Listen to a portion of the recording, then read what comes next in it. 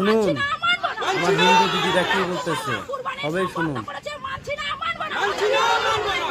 নাহলে আমার স্বামী সুইসাইড করবে বলছে, সন্তান অনাথ হবে, কিভাবে চালাবো?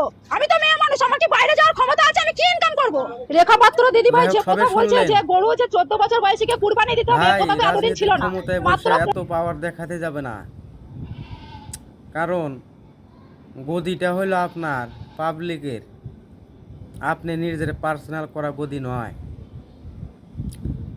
বা হিন্দু মুসলমানের মধ্যে আপনি দ্বন্দ্ব লাগায়েন না, কারণ হিন্দু মুসলমান সবাই ভাই ভাই, সবাই একসাথে চলতে পছন্দ করে। ভাই, আপনি গদিত বসে আপনি আজকে বসলেন, কালকেই কুরবানি দেওয়া যাবে না, গরু বিক্রি হবে না, একটা গরু 14 বছর পালতে হবে, ভাই এটা তো সম্ভব না, এটা সম্ভব না। কারণ আমাদের ধর্ম আমাদের পালন করতে হবে, আর হিন্দু ভাইদের ধর্ম হিন্দু ভাইরা পালন করব। কারণ আমাদের ধর্মতে আপনারা বাধা দেবেন না, আর আমার মুসলমান মানুষ আপনাদের ধর্মতে কোনো দিনও বাধা দিতে যায়নি, এমনকি যাবেও না। আমাদের মুসলমান মানুষ এটাই জানে, ভাই যেটা যার যার ধর্ম সেটা সেই পালন করবেই, ওখানে বাধা দিয়ে আমার কোনো লাভ নেই। কারণ ভাই, আপনারা তো সৃষ্টিকর্তা, আমাদের মতো মানুষ একটাই, একজনে আমাদেরকে সৃষ্টি করছে, ওনারই আমরা সবাই মিলেমিশে না থেকে আমরা কেন তো দ্বন্দ্ব ফাসাদ করতে যাই বলেন তো, কী লাভ আমাদের? তাইতে বলতেছি ভাই, আপনি ক্ষমতায় বসেছেন, ঠিক আছে, ক্ষমতায় বসে আপনার দেশটা কিভাবে উন্নতির বিষয় আগে নেওয়া যায়, আপনি সেটা চেষ্টা করেন না কে? তা থেকে আপনারা কি করেন, হিন্দু মুসলমান হিন্দু মুসলমান হিন্দু মুসলমান দ্বন্দ্ব লাগান কেন? তো আপনারা দ্বন্দ্ব লাগায়েন না, কারণ মুসলমানরা চায় না যে আমাদের মতো মানুষ আপনাদের সাথে দ্বন্দ্ব করি, আর হিন্দু ভাইরাও কিছু কিছু মানুষ আছে চায় না যে মুসলমান ভাইদের সাথে দ্বন্দ্ব করি, তারা একসাথে মিলেমিশে চলতে চায়। কিন্তু আপনাদের মতো মানুষ কিছু আইসা আঙ্গুরের মধ্যে মানুষের ভিতরে ঢুইকা এই দ্বন্দ্ব ফাসাদটা তৈরি করেন আপনারা কেন ভাই? ভাল লাগে না নি আপনাদের ভাল লাগে না? ঠিক আছে, দল করছেন, আপনি মন্ত্রী হয়েছেন, ঠিক আছে, আপনার কাম একটাই যে আমার জনগণ কিভাবে চলবো, কিভাবে চলাইতে হবে, দেশটা আমার কিভাবে নিতে হবে আগে, সেটা চেষ্টা করতে হবে ভাই আপনার। সেটা না করে আপনি আজকে আসে কালকে গদিত বসে দ্বন্দ্ব লাগাই দিছেন। দ্বন্দ্ব লাগায়েন না, দ্বন্দ্ব লাগানো খুব ভালো কাজ না এটা ভাই। গদিটা আপনার নিজের পার্সোনাল করা না, আপনাকে গদি পাবলিকে দিছে গদি, আপনি গদি পাইছেন, সেটা চিন্তা করেন।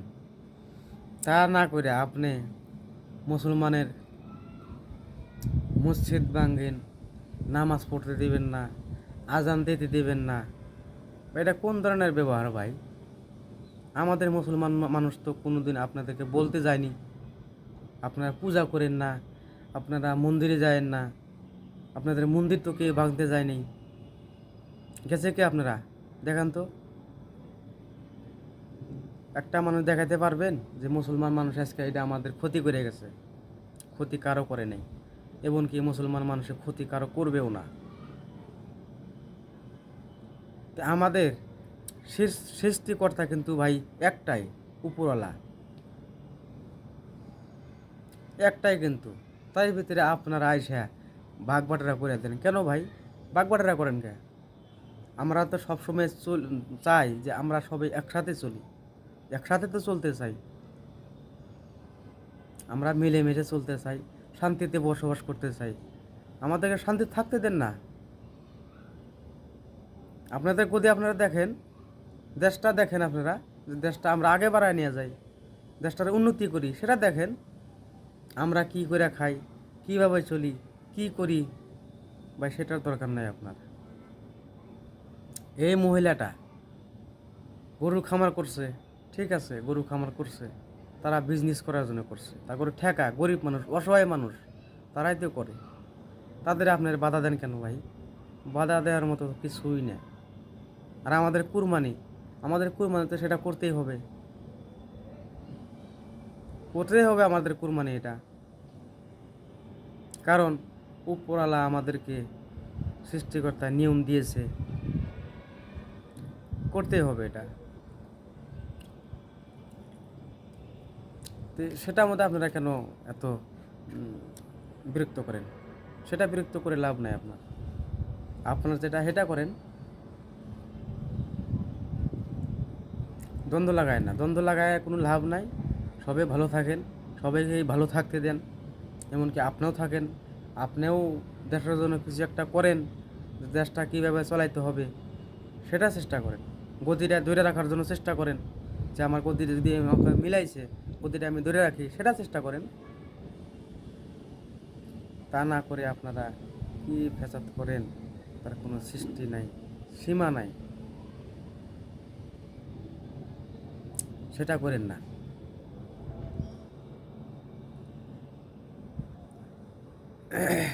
তো যাই হোক, সবাই ভালো থাকবেন, ভিডিওটা সবাই শেয়ার করে দিবেন, যাতে মানুষ কথাগুলো শুনে কিছু বোঝে যে না ঠিকই, যে আমাদের মতো মানুষের ঝগড়া করে কোনো লাভ নাই।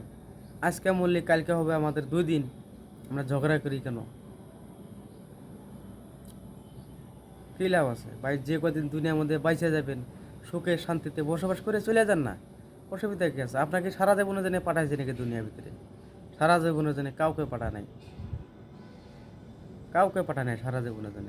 সবাই চলে যাবে দুনিয়া ছেড়ে, আপনাকেও যাইতে হবে, এমনকি আমাকেও যাইতে হবে, সবাইকে যাইতে হবে। আপনি ক্ষমতা আইসেন বিলে যে আপনাকে উপরওয়ালা আপনাকে সারা জীবন রাখবে, রাখবে না তো, রাখবে না। উপরওয়ালা সবাইকেই নেবে একে একে, আমাকেও নেবে, আপনাকেও নেবে। তার জন্য ভাই হিন্দু মুসলমান এত বিরক্ত করেন কে ভাই? সবাই মিলেমিশে থাকতেন না? হিন্দু ভাই, মুসলমান ভাই, সবাই ভাই ভাই তো আমরা, সবাইকে থাকতে দেন মিলেমিশে, সবাই একসাথে বসবাস করি আমরা ভাই। আপনারা ঝগড়া করেন না, ঝগড়া করে আপনাদের কোনো লাভ নেই, আমাদেরকে শান্তিতে থাকতে দেন। আমরা হিন্দু মুসলমান সব সময় আমরা মিলেমিশে চলতে চাই, আমরা একসাথে থাকতে চাই, একসাথে বসবাস করতে চাই, একসাথে চলতে চাই, থাকতে দেন না কে? তো যাই হোক, সবাই ভালো থাকবেন, সুস্থ থাকবেন, আর ভিডিওটা সবাই শেয়ার করে দিবেন, যাতে ভালো ভালো মানুষের সামনে যায়, কথাটি সবাই শোনে। তো ভালো থাকেন, সুস্থ থাকেন, খোদা হাফেজ।